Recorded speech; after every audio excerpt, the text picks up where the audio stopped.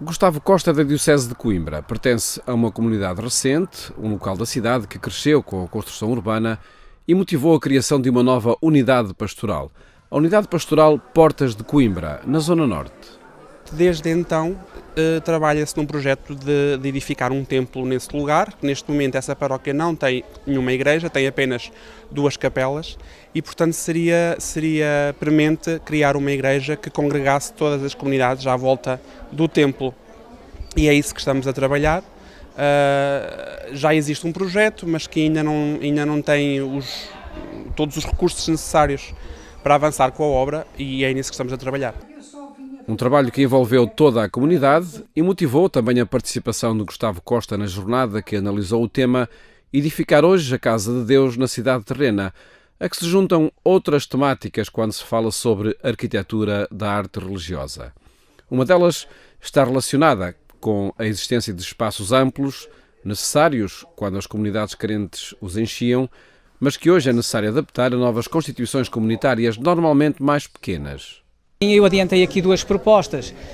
Uma mais fácil, que é aquela retira bancos que me sucedeu, por exemplo, na igreja em Sedufeita, mas a outra tem despertado, digamos assim, muitos mais, desafios do ponto de vista da instalação da gramática do mobiliário litúrgico, por exemplo.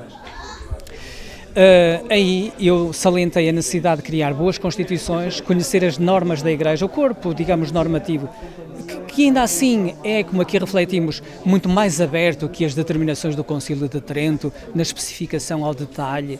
Um desafio que se cumpre quando as comunidades se transformarem e valorizarem o conhecimento de cada celebração e participarem ativamente. É uma revolução que está estabelecida em 2 tensões. A primeira tensão é todos nós começarmos a perceber de que Deus é que nós falamos. Quando falamos das igrejas, quando falamos da liturgia e quando falamos dos grandes espaços e da maneira como nos continuamos a organizar no espaço para a liturgia. Esta é uma tensão. A outra é aquela que falei já no final da minha apresentação, do padre jesuíta Gélineau, que lançou uma série de questões que ainda hoje estão por responder, que é qual é o significado daquilo que está a acontecer na liturgia e qual é verdadeiramente o significado da participação ativa da Assembleia.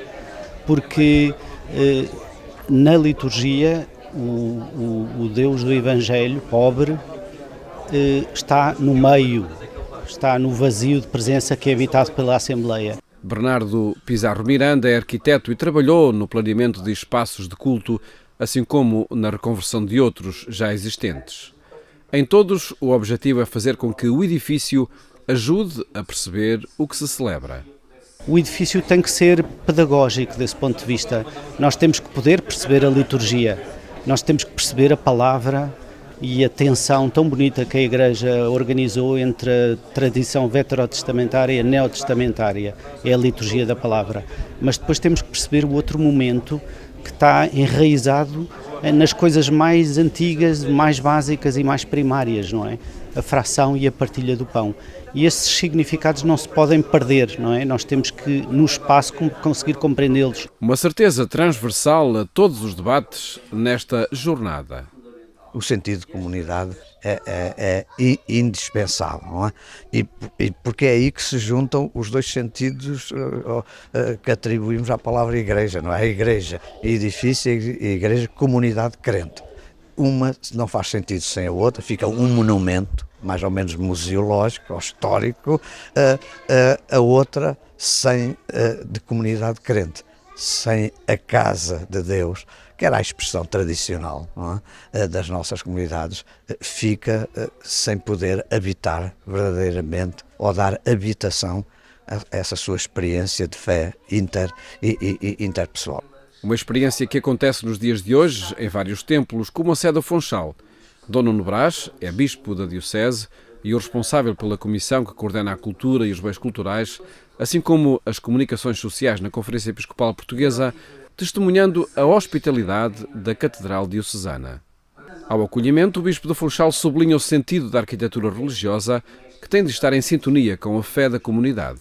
É importante, em primeiro lugar, que a arquitetura expresse a fé, e a fé das comunidades cristãs, e a fé como as comunidades cristãs vivem, e nesse aspecto não é apenas a construção de uma igreja, não é apenas a expressão do gosto, da arte, da sabedoria de um arquiteto ou da sua equipa, é também, não pode deixar de ser também, a expressão da fé da igreja.